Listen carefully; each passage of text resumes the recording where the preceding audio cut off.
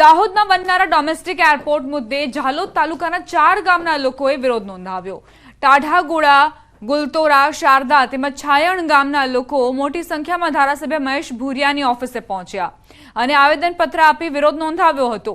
ખેડૂતોનો દાવો છે કે એરપોર્ટ બનશે તો તેમની ખેતીની જમીન તેમજ મકાનો પણ જમીન સંપાદનમાં આવશે અને ખેડૂતોને મોટું નુકસાન સહન કરવું પડશે। બીજી તરફ આ મુદ્દે મહેશ ભુરિયાએ લોકોને આશ્વાસન આપ્યું છે કે આ મુદ્દે તેઓ સરકારને રજૂઆત કરશે અને કોઈ વચલો રસ્તો કાઢવાનો પ્રયાસ કરશે।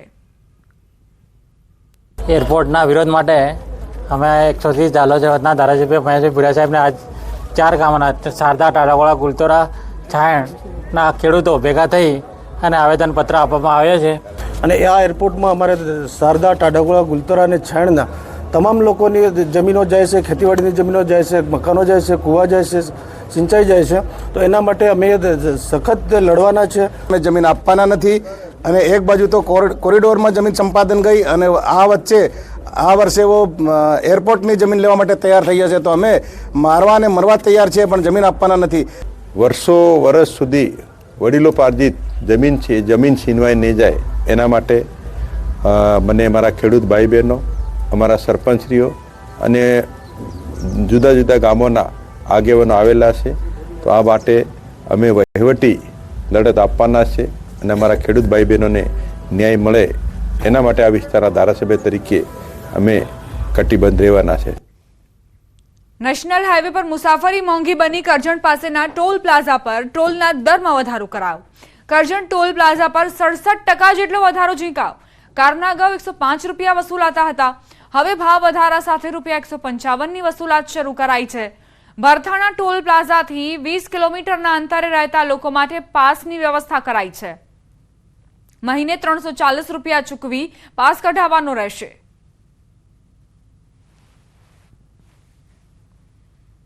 જેતપુરના પીઠડિયા ટોલ પ્લાઝાએ સ્થાનિક લોકલ ટોલ ટેક્સમાં વધારો કરતા વિરોધ। પીઠડિયા ટોલ પ્લાઝાએ સ્થાનિક લોકલ ટોલ ટેક્સ વધારી એકાએક ₹25 કરી દેવાતા સ્થાનિક વાહન ચાલકોએ ભારે રોષ ઠાલવ્યો। જેતપુર ડાઇંગ એસોસિએશન અને ચેમ્બર ઓફ કોમર્સના આગેવાનોએ જેતપુર ટોલ પ્લાઝાના અધિકારીને સંયુક્ત રીતે આવેદનપત્ર આપી ભાવ વધારો પાછો ખેંચવા રજૂઆત કરી। 24 કલાકમાં જો ભાવ વધારો પરત ખેંચવામાં નહીં આવે તો ઉગ્ર આંદોલનની ચીમકી ઉચ્ચારાઈ। જેતપુર પાસે આવેલ પીઠડિયા ટોલ નાકાના આપણે પહેલા સીધા દ્રશ્યો બતાવ્યું છે। જેતપુર પાસે જે પીઠડિયા ટોલ નાકો છે ત્યાં ધરખમ ભાવ વધારો કરવામાં આવે છે। જે ₹5 થી જ્યારે ટોલ નાકો બનાવવામાં આવે ત્યારે ₹5 ભાવ હતો અને પછી ₹7 કરવામાં આવ્યો હતો અને હાલ જે અચાનક સીધા ₹25 કરવામાં આવે તેને લઈને ₹15નો વધારો લઈને ચેમ્બર ઓફ કોમર્સ અને ડાઇંગ એસોસિએશન પ્રિન્ટ અત્યારે જે આવેદનપત્ર આપ્યું, આવેદનપત્ર આપી અને આવેદનપત્રમાં 24 કલાકનું અલ્ટિમેટમ માંગ્યું કે 24 કલાકમાં જે ભાવ છે, જે ₹25નો ભાવ જે વધારો તે પાછો પરત ખેંચવામાં નહીં આવે તો ઉગ્ર આંદોલન કરવામાં આવશે તેવી અત્યારે ડાઇંગ એસોસિએશન પ્રિન્ટે અત્યારે અલ્ટિમેટમ આપ્યું છે। જમુના પકાડી, ગુજરાતી, જેતપુર। પોરબંદરમાં કરોડો રૂપિયાના ખર્ચે બનેલું એરપોર્ટ હાલ શોભાના ગાંઠિયા સમાન બન્યું છે। થોડા વર્ષો અગાઉ દિલ્હી, મુંબઈ અને અમદાવાદ સુધીના એમ કુલ 3 ફ્લાઇટ આ એરપોર્ટ પરથી ઉડાન ભરતી હતી, પરંતુ છેલ્લા 2 વર્ષથી વધુ સમયથી આ તમામ ફ્લાઇટો એકાએક બંધ થઈ ગઈ। ફ્લાઇટ બંધ થઈ જતા શહેરમાં આવતા પ્રવાસીઓ, ઉદ્યોગપતિઓ, વેપારીઓને હવે ફ્લાઇટ માટે રાજકોટ અથવા જામનગર સુધી જવાની ફરજ પડી રહી છે, જેથી સત્વરે આ એરપોર્ટ ચાલુ કરવાની માંગ ઉઠી છે। સ્થાનિકોએ કહ્યું કે કેશોદની ફ્લાઇટ પોરબંદર સુધી લંબાવવામાં આવે તો પણ સમસ્યાનું નિરાકરણ થઈ શકે છે। અમારી માગણી એ છે કે એરપોર્ટ છે છેલ્લા લગભગ 2.5 વર્ષથી આ બંધ છે અને અહીંથી કોઈ પણ દર્દીઓને બહાર જવું હોય, જે ઇમરજન્સી હોય, મોટા સિટીમાં અમદાવાદ છે, બોમ્બે છે, ત્યાં જવું હોય તો માણસ પહોંચી જ ન શકે।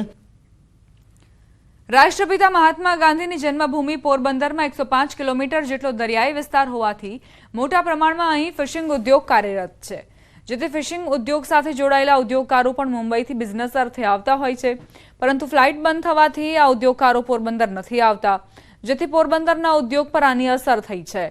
બીજી તરફ ઇમરજન્સીમાં પોરબંદરમાંથી દર્દીઓને મોટા શહેરોમાં લઈ જવામાં પણ ફ્લાઇટ બંધ થવાથી તકલીફ પડી રહી છે। વેપારીઓએ ઝડપથી ફરીથી પોરબંદરમાં ફ્લાઇટ શરૂ કરવાની માંગ કરી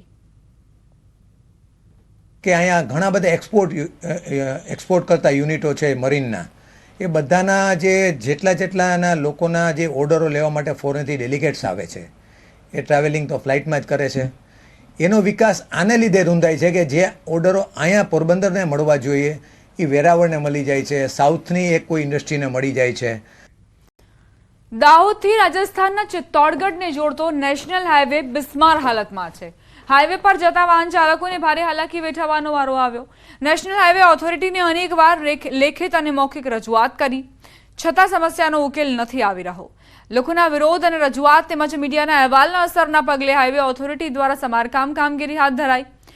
સમારકામ કરતી એજન્સી દ્વારા રોડ પર જવા આવવાના માર્ગે કાંકરીના ઢગલા કરી દેવાયા તેમજ રોડ ખોદી નંખાયા. તંત્રની કામગીરી મંદ ગતિથી ચાલતી હોવાના કારણે વાહન ચાલકો પારાવાર મુશ્કેલીનો સામનો કરવા મજબૂર છે. હા, રસ્તાઓ ઘણા ટાઈમથી કીધેલું છે પણ હજી બન્યા નથી, અને જો રસ્તાઓ જલ્દીથી બની જાય તો આ અકસ્માતો नहीं था. एम बहुत ही ख़राब रास्ता है यहाँ पे, बिल्कुल सड़कें ऐसी बना रखी हैं जैसे कि गड्ढे गड्ढे, हर जगह गड्ढे, धूल मिट्टी उड़ रही है. यहाँ पे गाड़ी चला वक्त डर इतना लगा रहता है कि पता नहीं कब कहीं गिर जाए, चोट लग जाए हमको. સમયસર કર્મચારીઓને ટાઈમસર ઓફિસમાં પહોંચી શકાતું નથી, શાળાએ પણ જઈ શકાતું નથી. બને તેમ જલ્દી રસ્તો પૂરો થાય અને જલ્દી ટાઈમસર અમે જઈએ એ અમે વ્યક્ત કરીએ છીએ.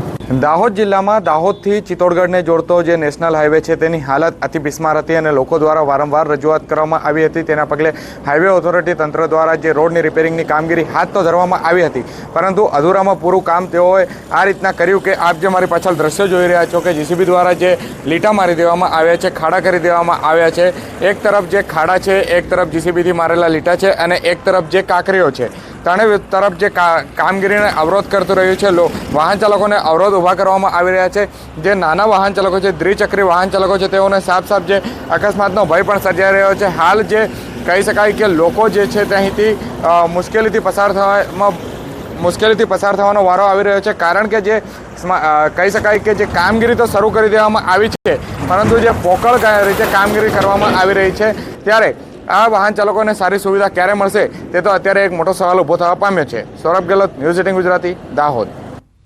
અમદાવાદના ઈમાનદાર કર્મચારી પીજી જૈન છેલ્લા 20 વર્ષથી હોમગાર્ડમાં નોકરી કરે છે. અલગ અલગ વિસ્તારમાં ટ્રાફિક કંટ્રોલ કરતા પીજી જૈન હાલ રાયપુર 4 રસ્તા પર ફરજ બજાવી રહ્યા છે. તેઓ હસતો ચહેરો અને ઉત્સાહ સાથે અલગ અંદાજમાં ટ્રાફિક હેન્ડલ કરે છે. ટ્રાફિક કંટ્રોલ કરવાની તેમની અલગ અદા લોકોને પસંદ આવે છે. પીજી જૈને જણાવ્યું કે ટ્રાફિક સિગ્નલ પર ફરજ બજાવવાનો આનંદ આવે છે.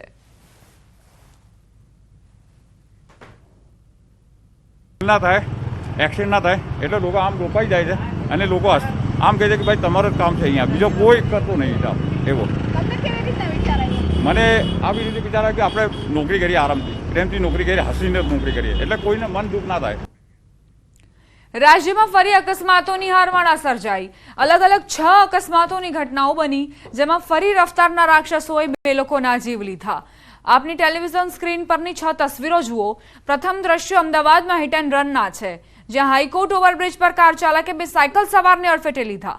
ગાંધીનગરના કલોલમાં બેફામ કાર ચાલકે પાથરના વાડા પર કાર ચડાવી દીધી, જેમાં એક મહિલાનું મોત થયું. આ તરફ ધંધુકામાં ઇકો કાર પલટી જતા 12 શ્રમિક ઘાયલ થયા, જ્યારે ભરૂચમાં બેકાબુ ટેમ્પોએ 3 લોકો અને 2 વાહનોને અડફેટે લીધા, જેમાં એક મહિલાનું મોત થયું. લીંબડી અમદાવાદ હાઈવે પર બંધ ટ્રક પાછળ કાર ઘૂસી જતા અકસ્માત સર્જાયો, 5 લોકો ઇજાગ્રસ્ત થયા. તો આ તરફ વડોદરામાં કપુરાઈ ચોકડી નજીક કન્ટેનર પલટ્યું, જેની નીચે કાર દબાઈ. કારમાં સવાર 4 લોકોનો આબાદ બચાવ થયો. સમાચાર વલસાડથી, જ્યાં રાતોરાત બમ્પ બનાવી દેતા અકસ્માત સર્જાયો. તંત્રની બેદરકારીના કારણે વાહન ચાલકો પરેશાન. મુખ્ય રસ્તા પર અકસ્માતની હારમાળા સર્જાઈ. બમ્પની આગળ અને પાછળના ભાગે કોઈ પણ સાઇનબોર્ડ કે નિશાન નહોતા લગાવવામાં આવ્યા. રાતોરાત બનેલો આ બમ્પ ન દેખાતા પૂર ઝડપે જતા બાઇક પરથી મહિલા રોડ પર પટકાઈ હતી, જેના લાઈવ દ્રશ્યો સામે આવ્યા હતા. માર્ગ મકાન વિભાગ દ્વારા વલસાડ શહેરના મુખ્ય માર્ગ પર કોર્ટની સામે રાતોરાત બમ્પ બનાવી દેવાયો. જોકે સાઇનબોર્ડ કે રિફ્લેક્ટર કે કોઈ નિશાન ન કરતા અનેક વાહન ચાલકો અકસ્માતનો ભોગ બન્યા. અચાનક જ બનેલા બમ્પ ન દેખાતા પૂરપાટ ઝડપે આવતા વાહન ચાલકોએ સ્ટેરિંગ પરથી કાબુ ગુમાવ્યો અને અકસ્માત સર્જાયો. કેટલાક વાહન ચાલકો નીચે પણ પટકાવવાના બનાવ બન્યા હતા.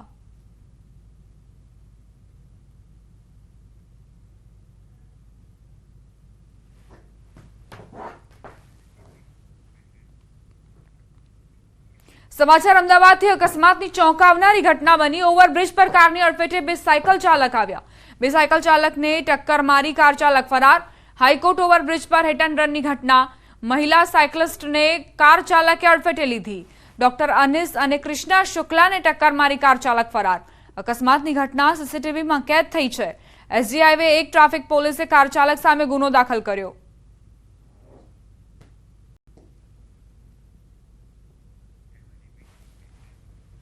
ગાંધીનગરના કલોલમાં અકસ્માતની ઘટના। પાથરના વાળા પર ગાડી ચડાવી દેવાઈ। કલોલના નવજીવન રોડ પર ઘટના બની। અકસ્માતમાં એક વ્યક્તિનું મોત થયું। ઘટના સ્થળે લોકોના ટોળે ટોળા ઉમટ્યા હતા। ઘટના બાદ કાર ચાલક અને લોકો વચ્ચે ઝપાઝપી થઈ। પોલીસે આવીને મામલો શાંત પાડ્યો। અકસ્માતમાં એક વ્યક્તિએ પોતાનો જીવ ગુમાવ્યો।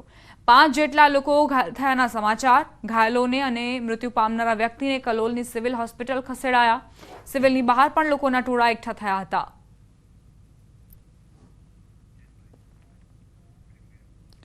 આ તરફ અમદાવાદ જિલ્લાના ધંધુકા નજીક ફેદરા રોડ પર અકસ્માતની ઘટના બની। દ્વારકાધીશ હોટેલ પાસે ઇકો કાર પલટી ખાઈ ગઈ, જેમાં મધ્યપ્રદેશથી શ્રમિકો ભરી જૂનાગઢ તરફ જતા કારના ડ્રાઈવરે સ્ટીયરિંગ પરથી કાબુ ગુમાવ્યો અને અકસ્માતની ઘટના બની, જેમાં કારમાં સવાર 12 જેટલા શ્રમિકો ઇજાગ્રસ્ત થયા। એક બાળક સહિત 3 જેટલી વ્યક્તિઓ ગંભીર રીતે ઘવાઈ। તમામ ઇજાગ્રસ્તોને ધંધુકા રેફરલ હોસ્પિટલમાં સારવાર માટે ખસેડાયા। તેમજ ધંધુકા અને ફેદરા અને પીપળી વિસ્તારની એમ એકસાથે કુલ 3 જેટલી 108 એમ્બ્યુલન્સ ઘટના સ્થળે પહોંચી ઇજાગ્રસ્તોને સારવાર માટે ખસેડ્યા હતા। સુરેન્દ્રનગરના લીંબડી